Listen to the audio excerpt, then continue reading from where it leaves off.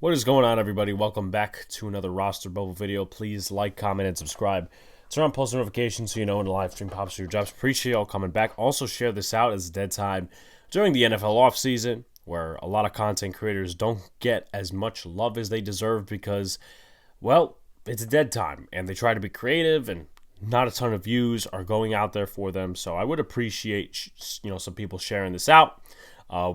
At the time of this recording, we are at 473, but if we get more, that's good, because we'll be halfway soon. We'll be halfway to 1,000 at 500, and we'll get community notes going, and then there's going to be a lot more stuff along the way, so we appreciate you guys. With that being said, another roster bubble video. In these types of videos, I take a player that's on the roster bubble, then I talk about their background, competition. If they're an undrafted free agent, I talk about strengths and weaknesses, hint, hint. Then I talk about how they could win a spot on the roster, how they could lose a spot on the roster. So, Jashaun Corbin is our roster bubble profile of the day. Jashaun Corbin, I think, is 22, 23 years old. Played a total of 4 years in college. Spent the first 2 at Texas A&M, and then the last 2 at Florida State. His first 2 years at Texas A&M.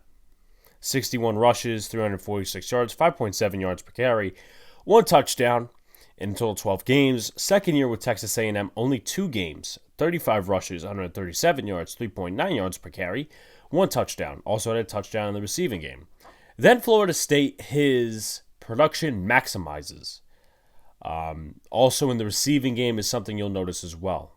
Because you look at his stat line, the first few years at Texas A&M, the first 2 to be specific, he only got 16 receptions in 2 years. Not very big. But at Florida State, 9 games in 2020, 81 rushes, 401 yards, 5 touchdowns, 5 yards per carry, receiving yards and receptions and all that sort of stuff in the receiving game, 19 receptions, 115 yards, no touchdowns, but 6.1 yards per catch.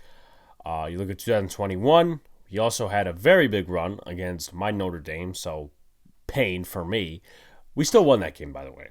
12 games, 143 rushes, 887 yards, so just 113 away from 1,000, 6.2 yards per carry, 7 touchdowns, 25 receptions, 144 yards, and a total of 1 touchdown, 5.8 yards per reception. Strengths and weaknesses: great vision, bounces around piles and defenders, creates yardage, follows blocks, displays great patience, possesses a burst and works runs, and improvises when a play blows up. Weaknesses: he won't break too many tackles. I'm going to say it right now. This guy has the potential to be one of the successors of Saquon Barkley. I don't think Saquon is going to stay here past this year. Same thing with Daniel Jones. I'm going to make a video about that coming soon. But with that being said, I feel like he could be a real asset in the backfield. He's got lots of special teams abilities. He's got lots of special team snaps overall. With that being said, he's got some more experience in the receiving game the last 2 years, which is what Brian Daboll looks for out of a running back.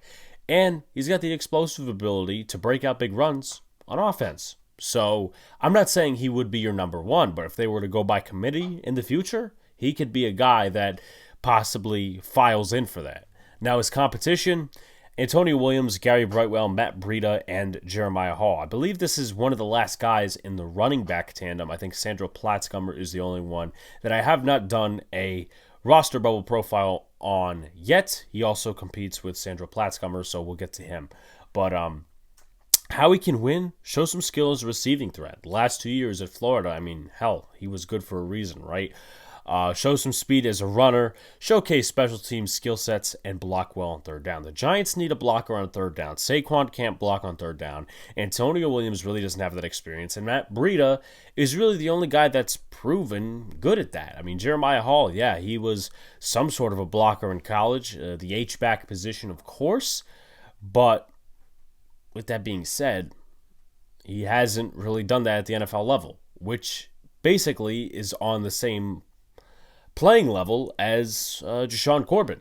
So with that being said, he will need to showcase his abilities to block on third down if he does have that ability, and if he doesn't, that might be a kick in the ass for him. But show some skills as a receiving threat, show some speed as a runner, and showcase special team skill set. So got to do the basic things as a running back. how he can lose.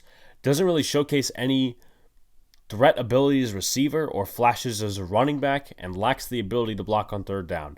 I feel like the third one about lacking ability to block on third down is minor, but if he doesn't have the ability to just catch any passes as a receiver, or if he doesn't showcase himself being a threat as that, or if he doesn't really break out any big runs or doesn't run decently as a running back, I think it's out for him.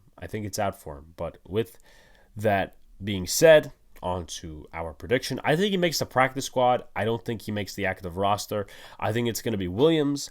I think it's going to be Breida. I think it's going to be Saquon Barkley and Jeremiah Hall. Those are just my thoughts.